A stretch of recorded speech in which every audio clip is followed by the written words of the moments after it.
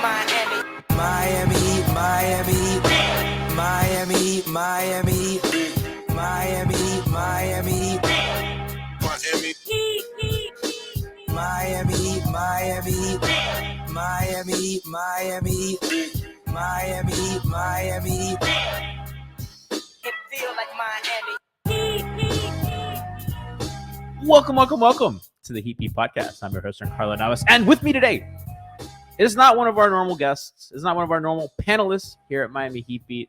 We're trying new things this week. We're trying to be more guest heavy, get some more introspection on other teams. I welcome in the great Jackson Frank of many places, Dime, Up Rocks, Basketball News, Liberty Ballers, Opta Analyst, so many places. Jackson, thanks for coming on our program again. I appreciate it greatly for you. Your flexibility helping me out today. Yeah, absolutely.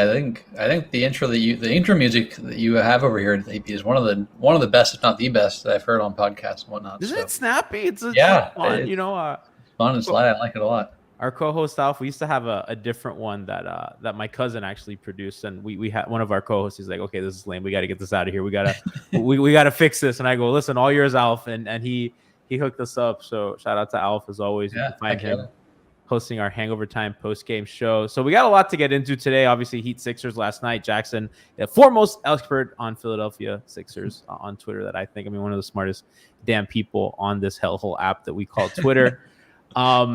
First, I want to say, if you're listening or watching on YouTube, there was no stream today, so you didn't miss anything. Your notification bell's not working out. We had to record a little earlier, had some work stuff, and Jackson was kind enough to accommodate that. So we're only going to be on YouTube today. So if you're looking on the pod, what happened, we're on YouTube. Thank you, by the way, to our Twitch audience at twitch.tv/Miami Heat Beat. Your contributions and your viewership and patronage means the world to us, and it keeps us going. And we thank all of you, and same to the pod audience. Before we get into stuff today, I want to remember we're doing a bit of a contest for our listeners. We need more 5-star reviews on iTunes, because Laker fans were mad at me during the finals run because we were mean to the Lakers and we were mean to Rondo and Anthony Davis. So they gave us a lot of bad reviews. So we're only at like 4.5 stars. We want to get that higher to 5. So if you submit a funny review, a 5-star funny review, we're going to give away one of our 2 t-shirts, either the mechanic design approved by Mr. Dewayne Dedmon himself or the lab design. So you get to pick whichever one. If you just screenshot your review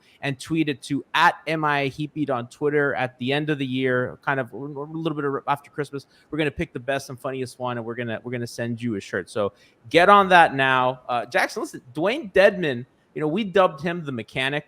It's kind of like a show bit because he just like looks like he'll fix the fuck out of your Pontiac, right? And he loved it. He loved it to the point that he dressed as the mechanic for Halloween and tagged us. And the Heat have kind of been in on the nickname. He's in on the nickname. So we gotta support. Heck yeah. I love when players embrace nicknames they didn't choose for themselves. I feel like the old adage, right? You never can pick a nickname for yourself, unless Kobe. But I think it's even cool when they embrace it and they connect with the fans and all that. So and he's been really impressive since he signed with the Heat last spring or whatever it was. And so it's been cool to watch him kind of find his footing back in the league and connect with a new fan base and play well. Jackson, we could start there because he started at center in place of Bam Adebayo, who's out for God knows how long. Hope he gets well soon with a ligament in his I think it's right hand.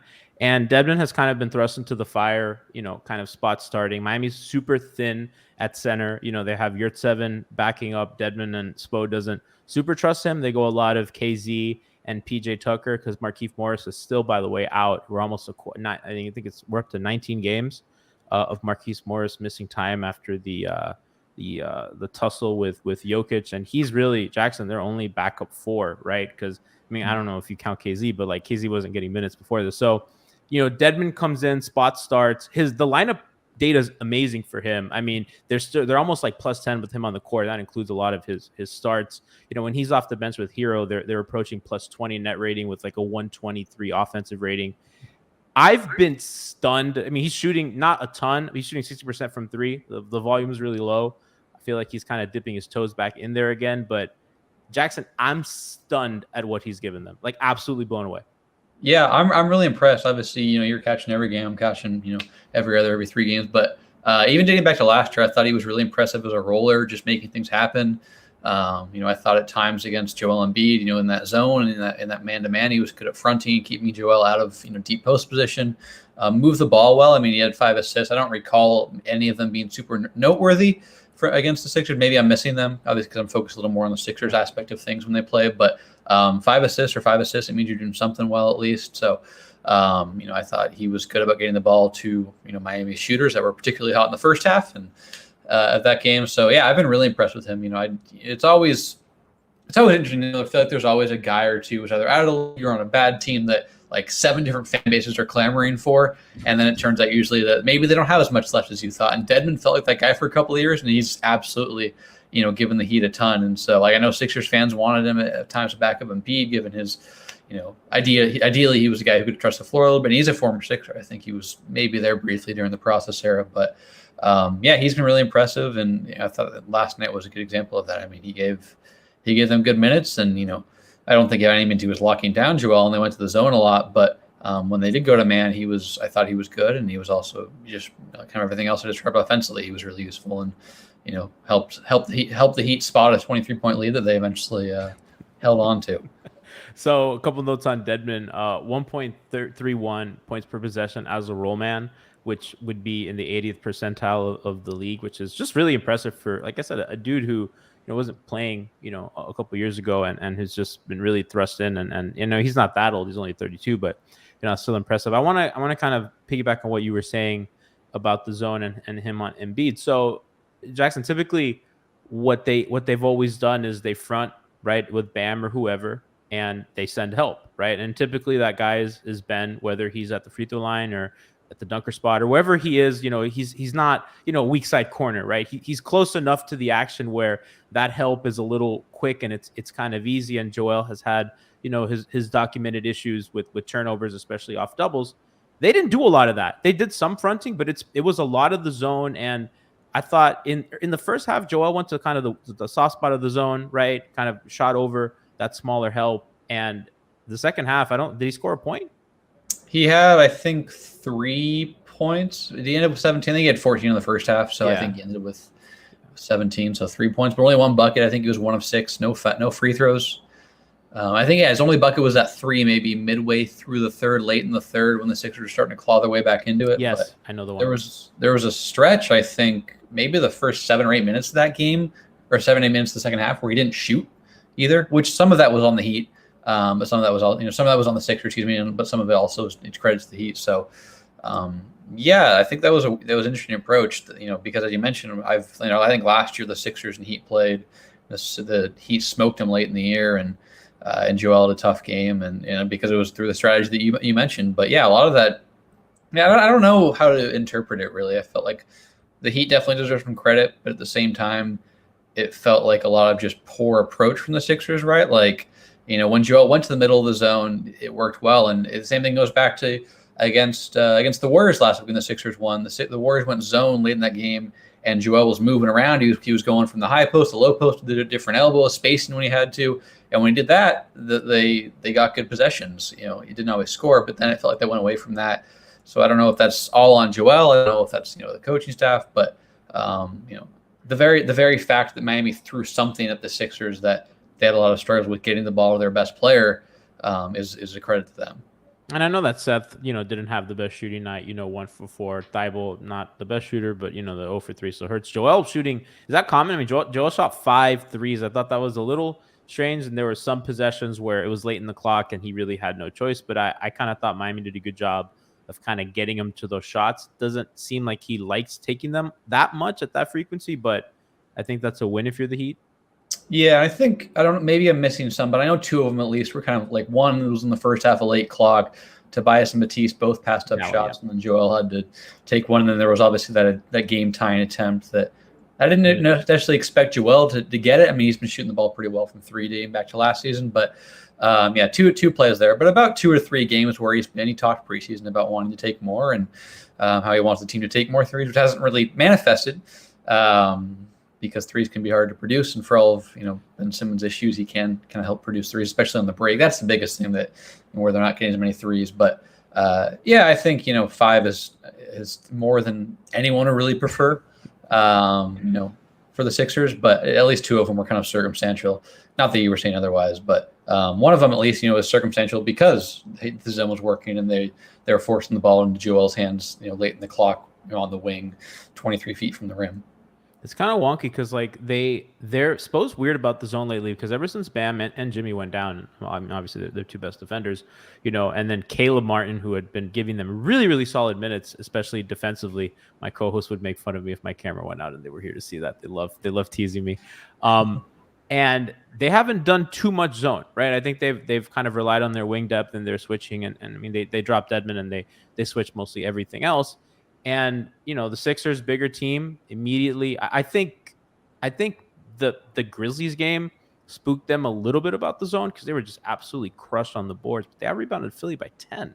Kyle drew Jackson. I don't know if you found this as funny as I did when Lowry drew 2 rebounding fouls on Embiid. I was like, maximum grift by Kyle. Just peak Kyle there was Lowry. that one that was especially egregious in Joel's eyes, right, where he had no further back. Which it was a foul on Joel, but Lowry just stuck his butt right into Joel's knee or thigh or whatever it was, and B was trying to reach over the top, and he didn't like the call there. But yeah, I mean the Sixers have been a pretty bad rebounding team all year, especially in the offensive glass, because you mentioned that they're maybe a bigger team. They're bigger than the Heat, right? But they're kind of small. They don't have a ton of wing depth. I mean, they started Matisse, and he's for all his exploits defensively, he's still a 6'5" wing who isn't he isn't a strength-based defender, right? I mean, their only real natural wing is Danny Green. And the lineup made more sense when he closed that game and played more minutes than Matisse. But the size on the wings has really been an issue. I thought that was part of the issue against the zone is that they didn't have good ball movement. But even defensively too is that they didn't have anyone with size on the perimeter that could contest or really kind of deter Gabe Vincent and Duncan Robinson from getting off relatively clean looks. I mean, there were some contested shots, but Duncan, despite his struggle this year, is a great shooter, and Gabe Vincent is a guy who's historically been a pretty good shooter, even though he's been up and down throughout his career in terms of year by year results. So I saw Thibault on Duncan a ton, and I'm wondering if that's something that the Sixers like to do. Do they like to put him on really elite movement shooters and not more scoring wings? It depends on the matchup, honestly. I mean, he was great against Steph. It was a team effort. I mean, the Warriors missed some open threes and whatnot, but he also did a lot of good stuff against Steph. But they put him on De'Aaron Fox at times. They put him on Zach LaVine. Basically, anyone who can't really kind of bowl him over, because as I mentioned earlier, it's the sleight of frame. And that's kind of last year. That was really kind of their weak point defensively, I would say. Those movement guys, especially in the starting 5, because previously Danny Green was a starter, and he's just not someone who can really chase guys off. He struggled with Joe Harris, struggled with Bradley Beal at times. Danny's best at help playing the nail, playing on the inside. We saw that. I mean, Danny can help turn the game with his off-ball defense.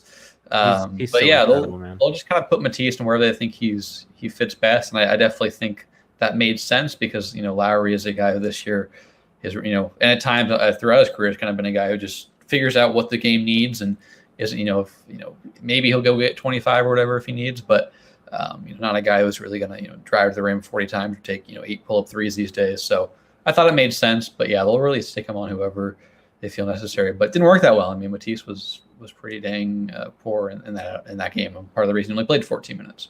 Well, and the reason why I asked that is because the fan base here is super polarized on Duncan, right? And I think people are like, okay, well, he got paid, which is not fair to him. Like, he got paid and now he's not playing well. And you know how fans are, it's just unfair because every coach is terrified of him. Like, Drew Holiday starts games on him. Matisse Thybulle starts games on him. So it's like the Lakers send 2 at him, every time they run a handoff. So I'm watching. I was like, well, I mean, the league certainly doesn't feel that, right? They're still scared of him.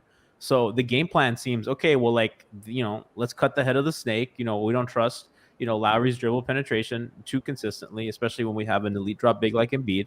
And we'll live with the in-between game. If you're going to kill us with floaters, fine. And as long as we get, Thybulle, kind of coming over a screen and getting into Duncan on a one-on-one, I think we like our chances. And it just seems so consistent, Jackson, that teams are doing that. So I'm really glad that you gave a little perspective on that, because I'm over fans, in November saying, no, this guy sucks or this guy is not good anymore. I'm like sick of it. No, there's no such thing as a big game in November or December.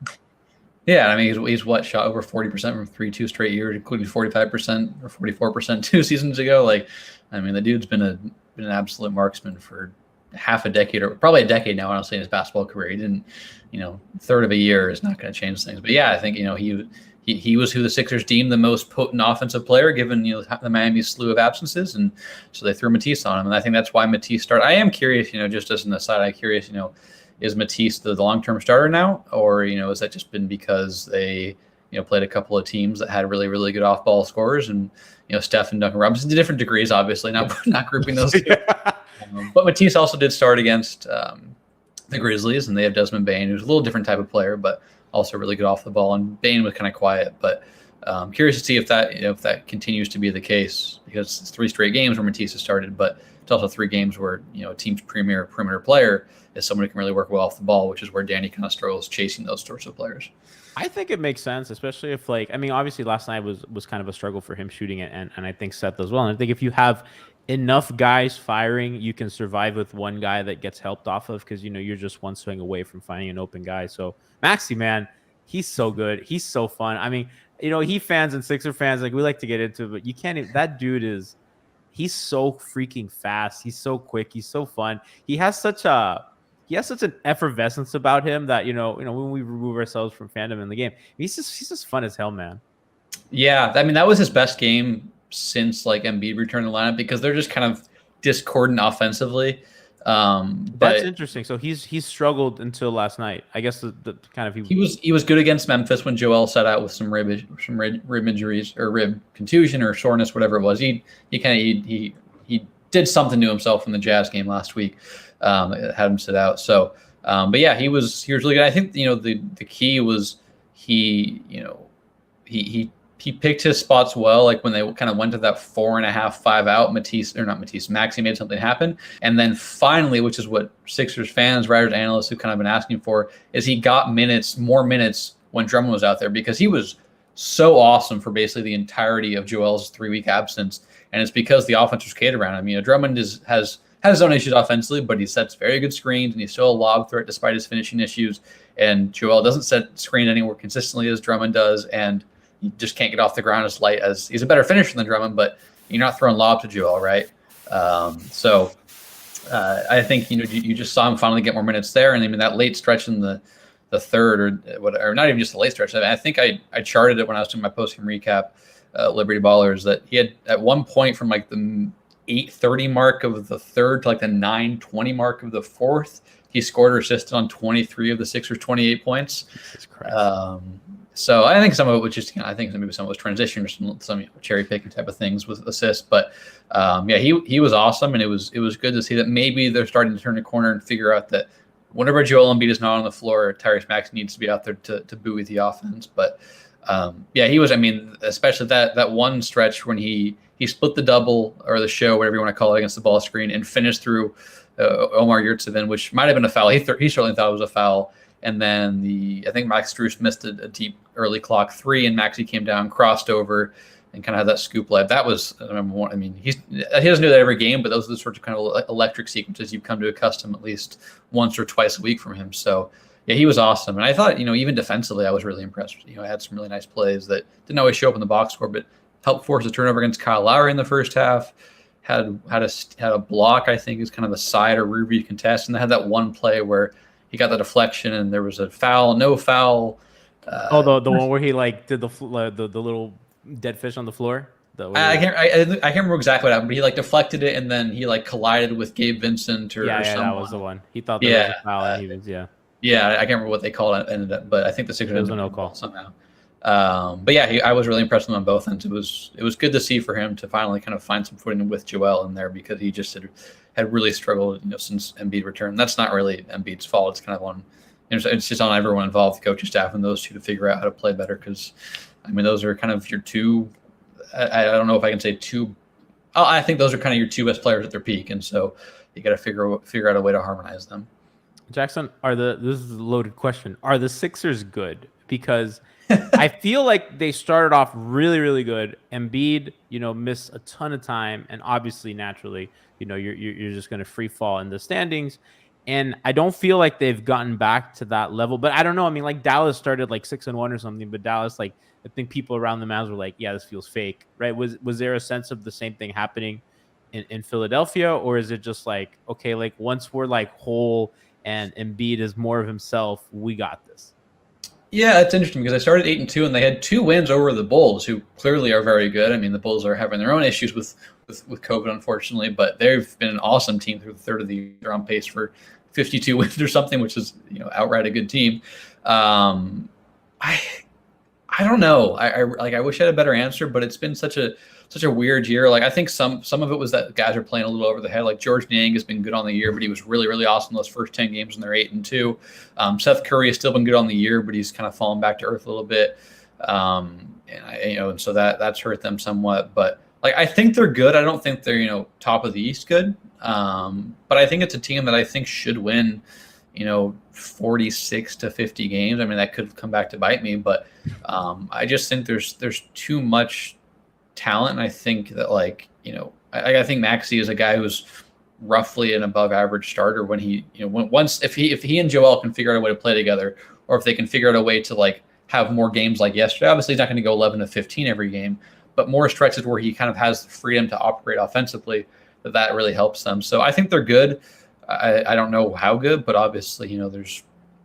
So I don't think they're, what were they on pace for, like 60 something wins at the start of the season? Not like that, but yeah. But I think they could flirt with 50 wins, but at least get to that 45, 46 win range, which I think is pretty solid, right? Especially given the context of Ben Simmons isn't playing and whatnot. So I think they're good, but yeah, somewhere in between this, I think they're like 500 or so since Joel's been back. Yeah. And they were 8-2 with him or 7-2 with him. So somewhere in between those, but I think that roughly puts you at a middle of the pack playoff team, which is good with the circumstances. I mean, consider you have a giant hole in your cap and that is not anywhere near the facility organization. He doesn't go to games, right?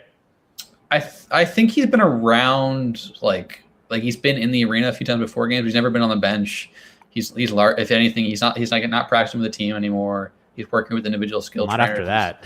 Yeah. It's been a whole thing. But yeah, it's been kind of. I mean, that you've gotten some like reports from local people and whatnot. You don't know how much the validity behind all of it, but yeah, he's largely away from the team. He's figuring out the mental health side of things and whatnot. But yeah, it'd be one thing, right, if he was like the 23rd pick and he was good, but he just didn't want to be on the team anymore. And he was making $4 million, but when he takes up $38 million of your payroll, it's hard to replace that. And I'm not saying like I know it's more just the economics of how to like you fill out a roster. Right? The guy making max money isn't playing for you, so it'd be the same with Tobias Harris is holding her out. Despite all of Tobias Harris's issues, he gives them a lot of good things. So it's just the reality of it. So yeah, I think to answer your question, I think they're good, but I would say closer to mediocre than outright good would be my actual answer there. I warned you it was loaded. I knew. It's always loaded with the Sixers. So I have a couple like more like about your fan base. So, Heat fans have this thing called the random scrub Heat killer, right? Where there's a random dude that you've never heard of or that doesn't really play that well, and they absolutely torch you, right? So it's always a dude. It's always Malik Monk, right? Malik Monk like will have no points for like a month, and then he'll play the Heat, and he's literally at 30. That's happened twice. I'm not kidding. Actually, it's happened 3 times if you count the Laker game this year. Like I did a story once. Marcus Thornton has the same kind of percentage on attempts as Steph Curry, but only against the Heat, right? And it's like love me some Marcus Thornton back in the day. Oh my god! I don't think he was actually any good because I was probably like 12 or 13 when he was in the league, but he could fill it up. He could against the Heat, especially. Kidding me, dude? Monster. Gary Neal.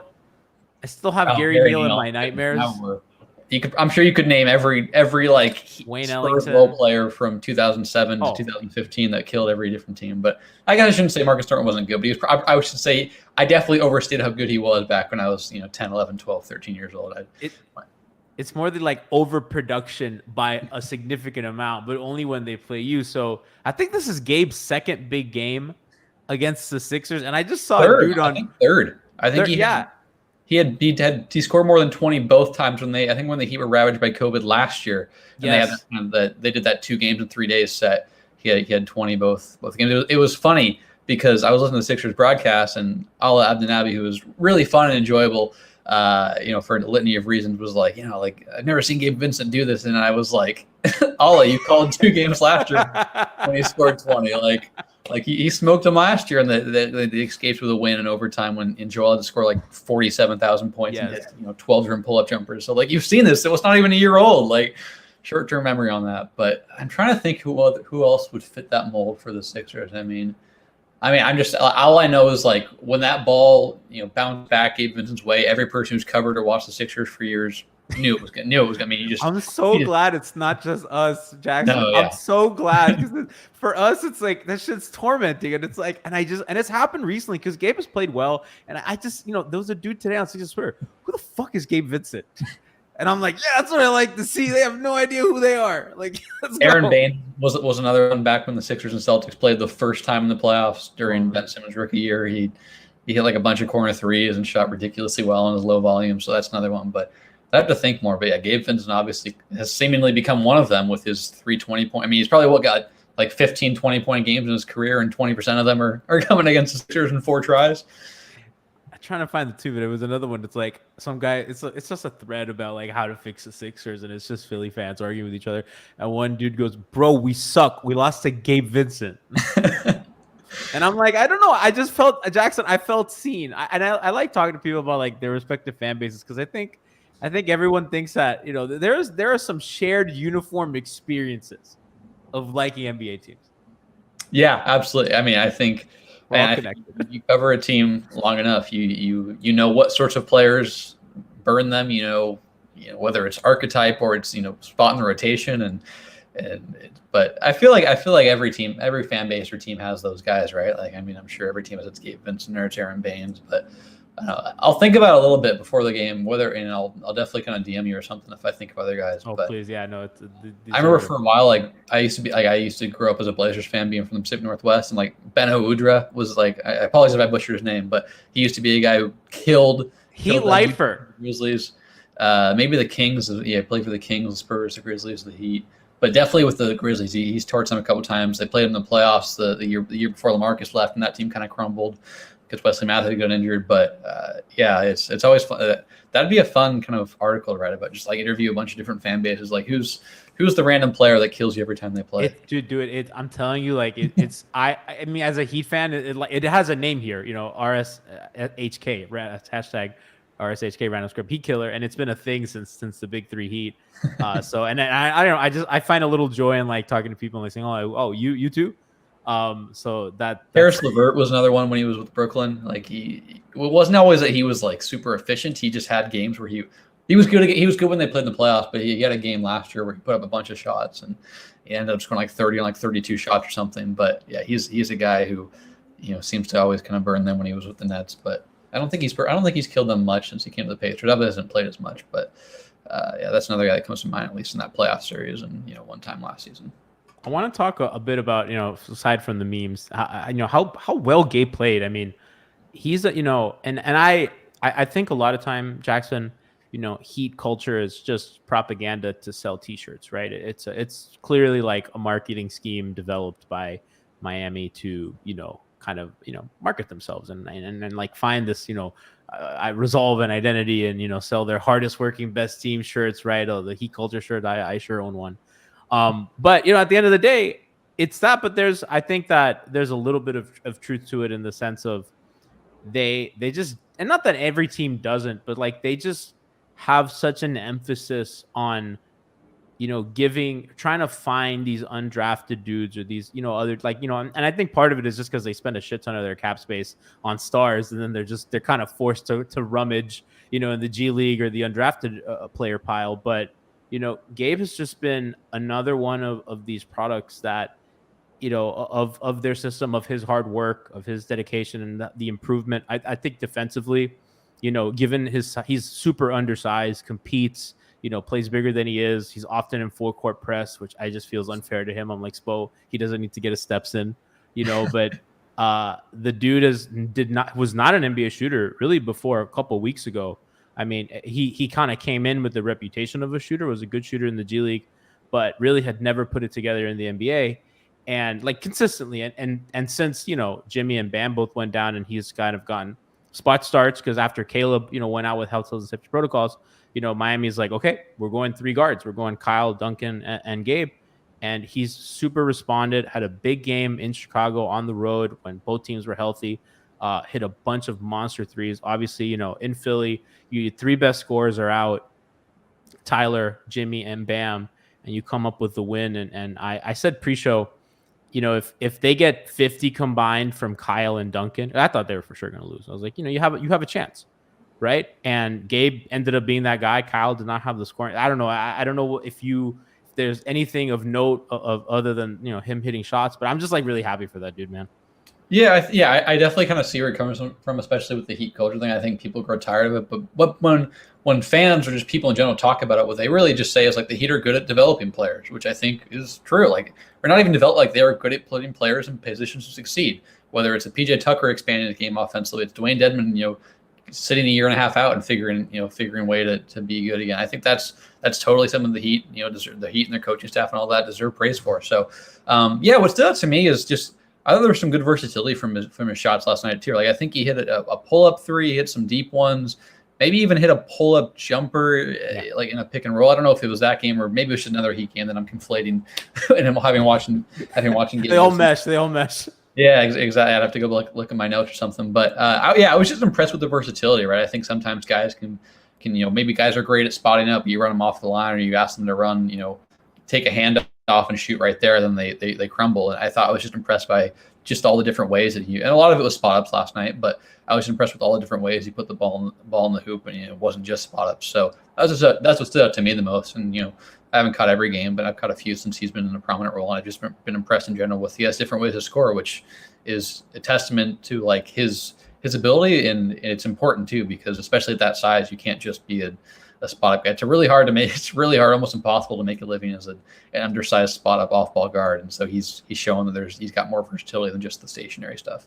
I was surprised they gave him a contract because really I think last season he had like some flashes of like being a competitor on defense, but for the most part, I'm like, I don't think he's like an NBA player. And, you know, he had the good Olympics, but I mean, I've also seen Luis Scola dominate FIBA, right? So it's tough to put a ton of stock into that, and they believed in him. They gave him a contract. They gave Max Strus a contract, which Max was not the best player, especially on defense.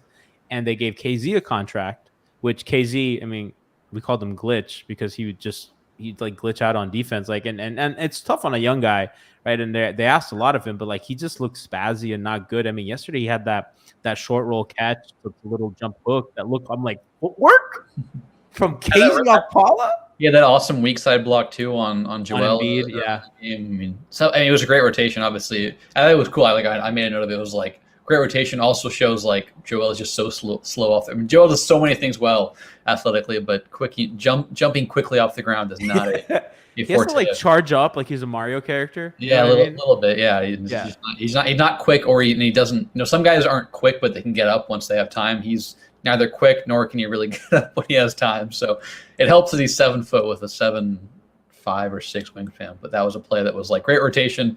Also, Joel, you gotta get that ball to the rim a little quicker. A couple notes, and then we'll get out of here. I learned today. I was looking at kind of the Heat's shooting because they've been up and down. The Heat have the 7th ranked offense for some reason. Their half court offense isn't good. Last time I checked on cleaning the glass, they were below average. I gotta check again, but they're up to 7th in offense. Which is just shocking. 9th in defense, so they're top 10 in both, 7th in net rating. And again, Jimmy Butler's missed a ton of time. You know, Jimmy and Bam have missed double-digit games. I think Jimmy's at 10, Bam's at 11. Jimmy's missed 10, Bam's missed 11, Keith has missed 19, and again, he's their only backup 4. And Oladipo obviously has missed 29, and those are 4 guys that are just, you know, foreseeably in their playoff rotation, and they've managed to do that. And then I was looking at kind of their shooting. You know, Duncan, you know, at 34 on the year, not great. You know, Kyle, same 34. You know, they're kind of creeping back up to kind of, I mean, and they're both guarded out there, so you know, I figured that they'd improve. PJ's 46% from 3. He was 34 last year in Milwaukee, 36 in Houston. The year before that, 30. I mean, he's having a career year.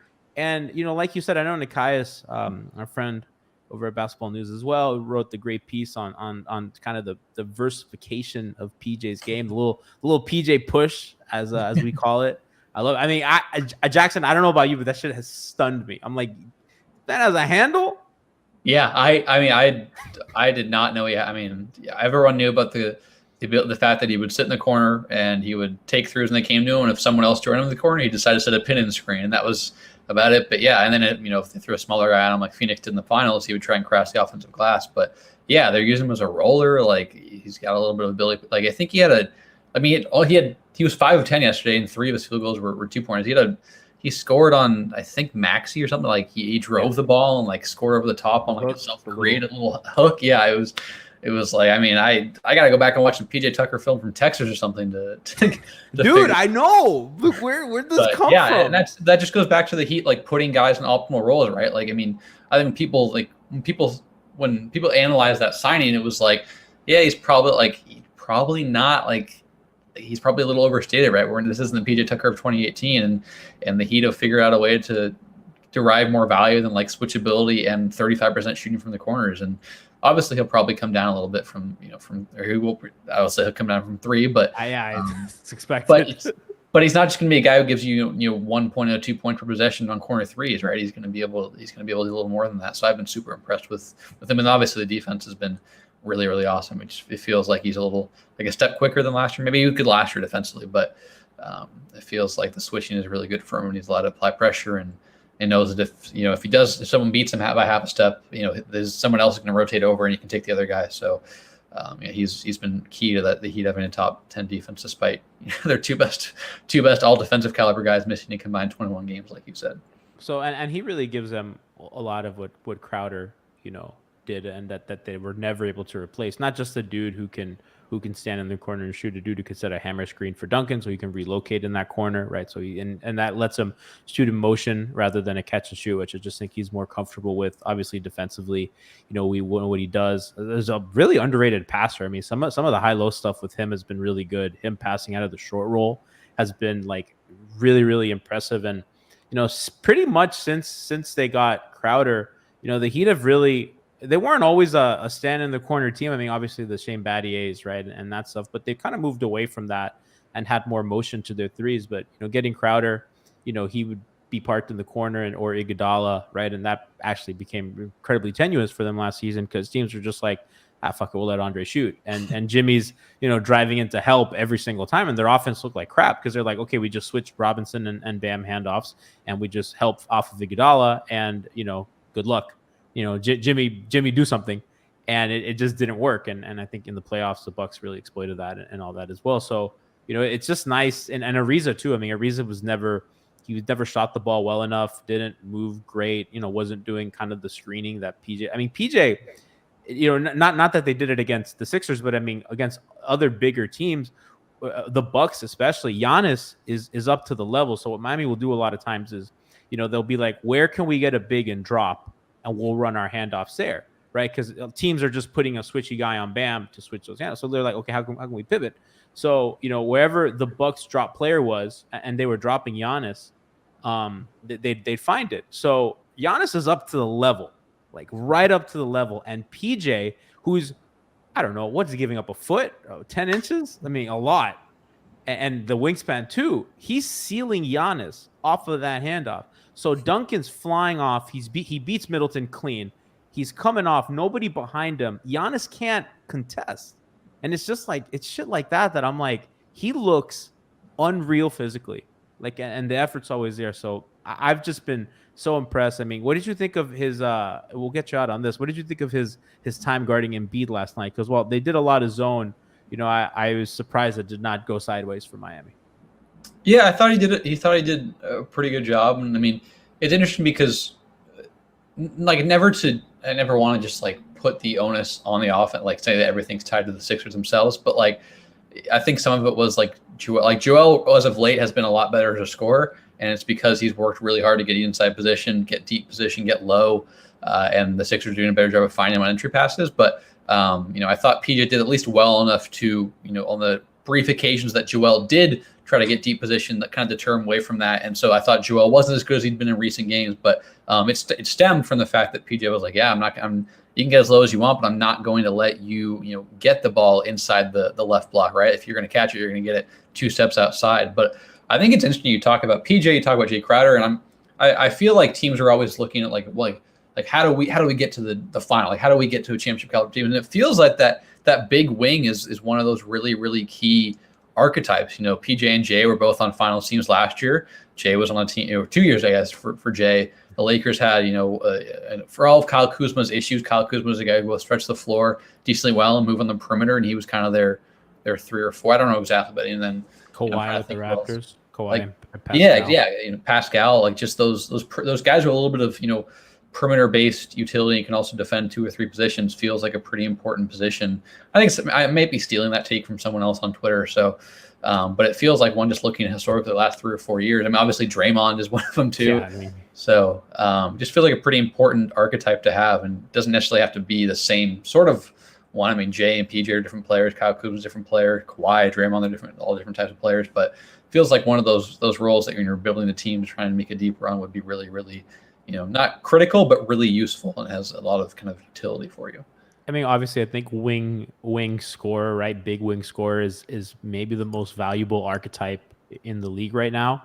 And if you can't get that guy, the next best thing you can do is big wing who can guard that guy and also shoot threes. And you're absolutely right, because even if you go back, obviously we've just talked about the Warriors and everything. You go back, right before that big 3 Heat, obviously LeBron, Shane Battier, those are the guys for them. And on the other side, on the Spurs, it's Kawhi Leonard, right? So, we have to go back a long time where that wasn't like a premier part. I mean, even back those Lakers back-to-back, Ariza was huge for them, playing a lot of 4. I mean, I know they played super big, but back then that was the kind of wing position that you defend those scores. So you're absolutely right, and they haven't. I thought a lot was made of the Crowder thing. I thought he was a little bit overrated for what he did for the Heat. I know he was really hot, but he was not good in the Celtics series, and he was just not a good shooter in the Lakers series. And that's kind of the Jay Crowder experience, right? It's super super hot and super cold. But PJ just really gives you all the good of that, and the consistency and the offensive rebound. He's just been spectacular. I wanted to talk about him a little bit. Jackson, where can the people find your great work? I shouted out in the beginning. Anything you have to plug, anything you want to send people your way to? Well, first, I do also want to mention he's less of a mobile one, but a bigger wing is Boris Diaw, also for those Spurs teams. Bro, Boris Diaw was in my nightmares.